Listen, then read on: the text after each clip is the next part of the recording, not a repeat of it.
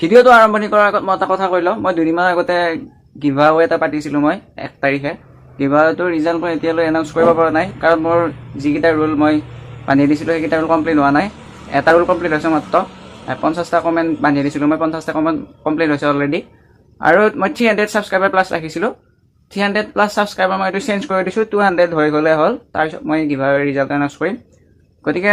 like 60 হৈছে গতিকে 100 like কৰি দিয়ক আৰু প্ৰাইচটো লৈ যাওক আৰু কোনোবাই গিভআৱেৰ ভিডিঅ' লিংকটো ডেছক্ৰিপশ্যনত দিয়া আছে নাইবা এই আই বুটামটোত পাই যাব গতিকে তাত ক্লিক কৰি আপোনালোকে চাই লওক ভিডিঅ'টো গতিকে দেৰি নকৰি সোনকালে ৰুলকেইটা কমপ্লিট কৰি দিয়ক দিলেন আৰু বেছি আৰু বহলাই নাথাকো ভিডিঅ'টো ষ্টাৰ্ট কৰোঁ